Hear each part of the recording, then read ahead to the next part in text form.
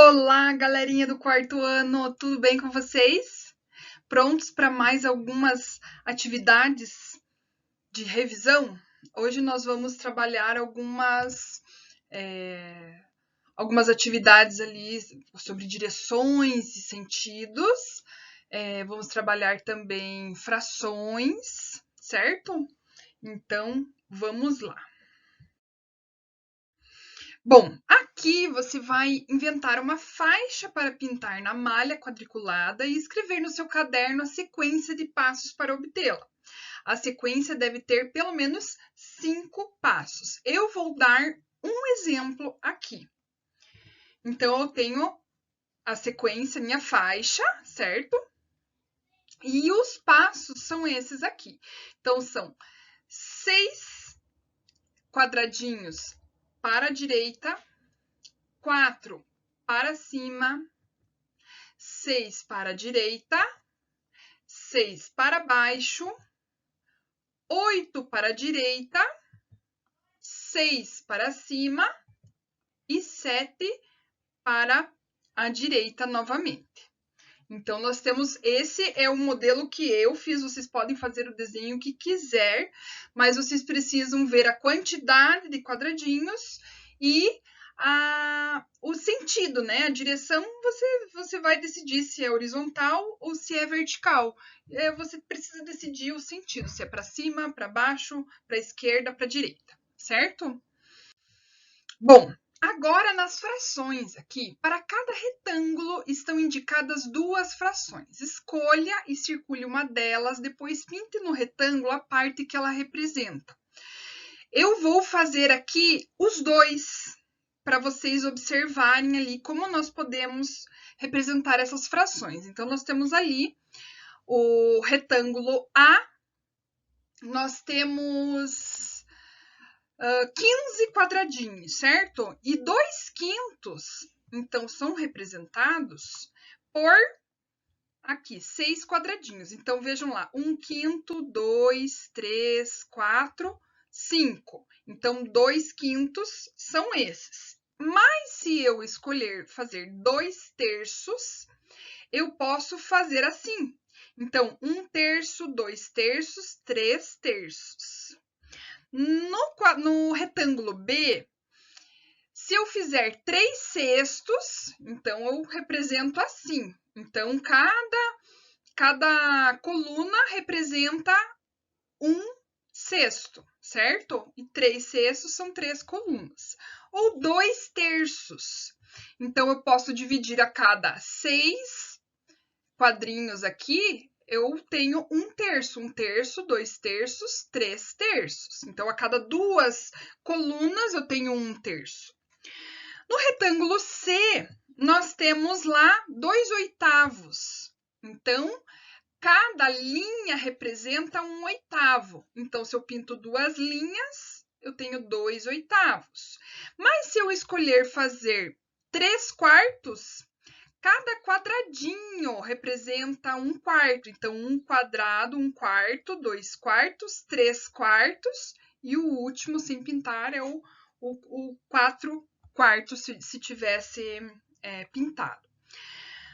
Na letra D, nós temos ali 3/9. Então, nós temos uma linha com 9 quadradinhos, 3/9 representado por 3 quadradinhos. Mas se eu fizer 1/3, eu não preciso mudar o meu desenho, porque a cada 3 quadradinhos representam 1/3 desses 9, certo?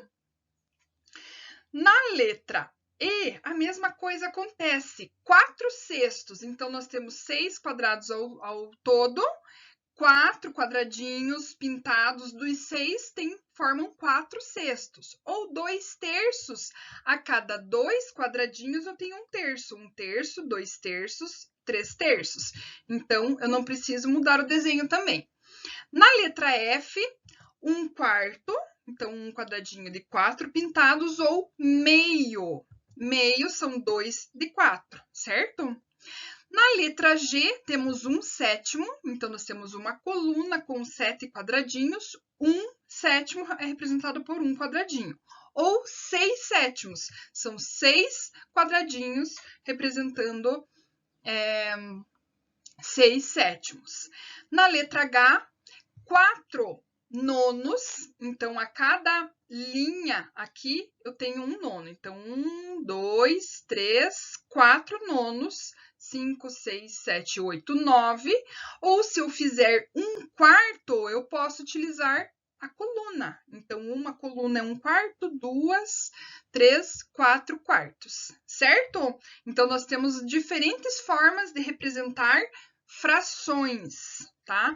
Então, o que vai determinar a fração? A quantidade de pedaços que eu vou dividir o meu inteiro, certo?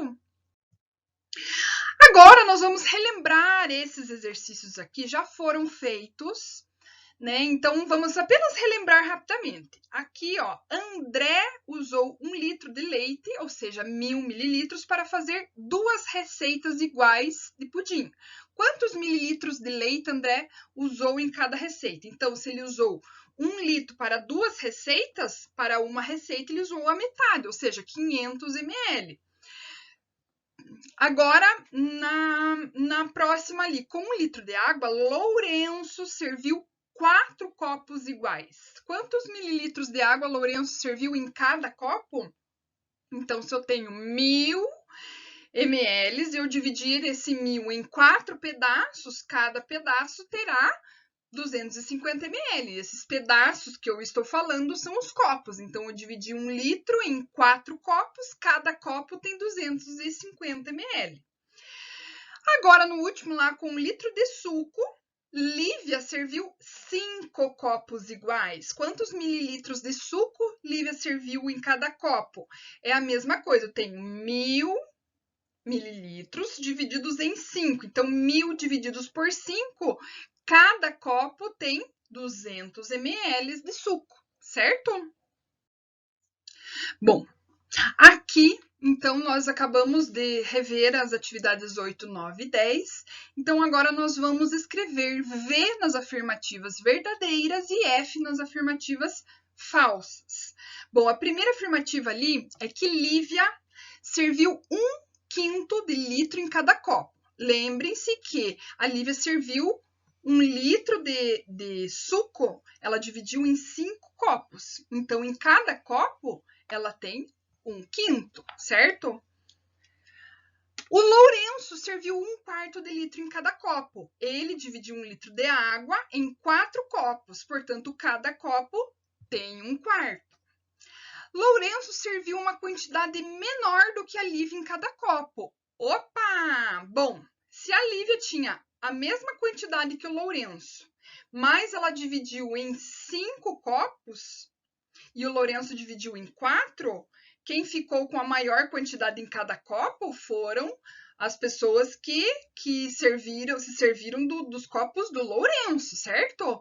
Então, o Lourenço, cada copo do Lourenço tinha mais do que o da Lívia. Lembrem-se que o Lourenço tinha 250 ml em cada copo. A Lívia tinha 200 apenas. Então, o Lourenço não serviu uma quantidade menor, serviu uma quantidade maior em cada copo.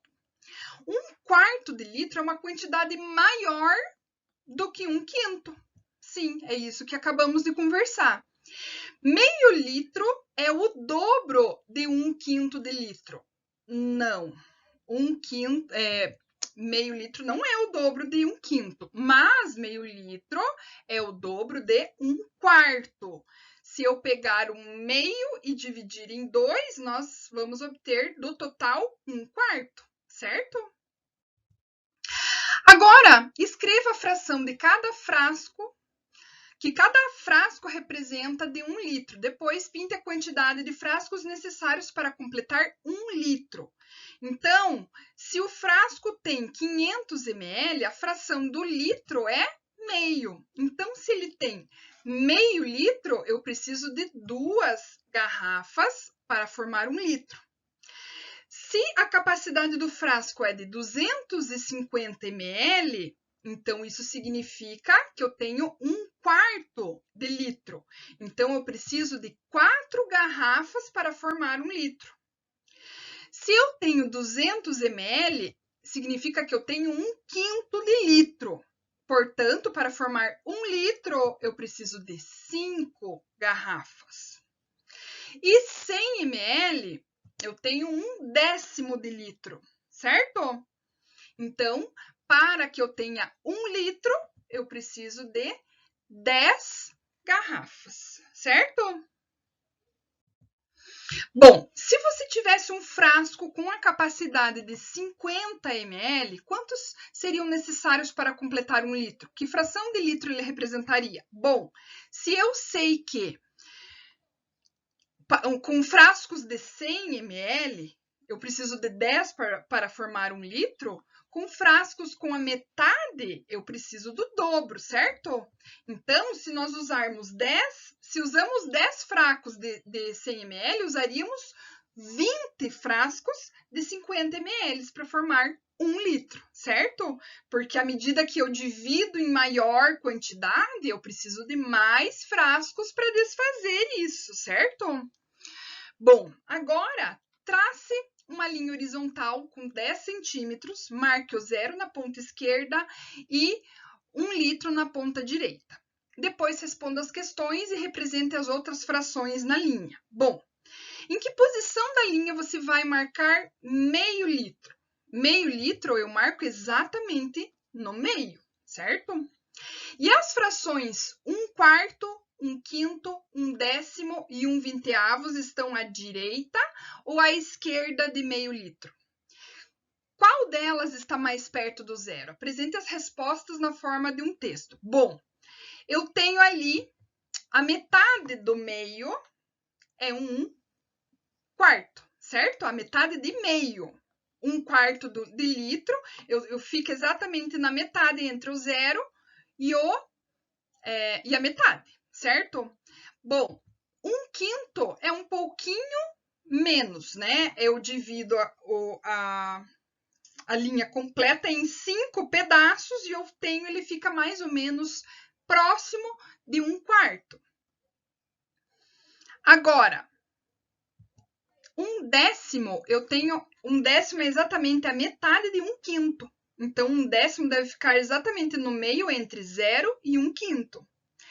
E, portanto, 1/20 deve ficar exatamente na metade entre 0 e 1/10, certo?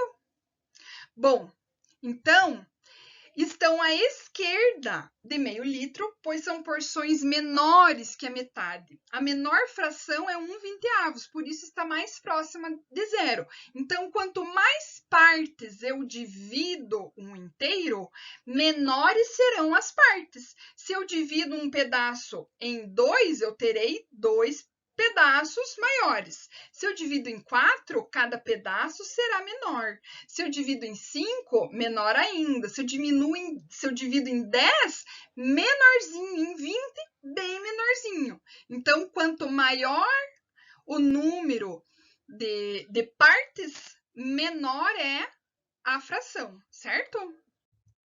Então, eu espero que vocês tenham gostado dessa aula e nos vemos na próxima. Certo, galerinha? Um beijão e até a próxima!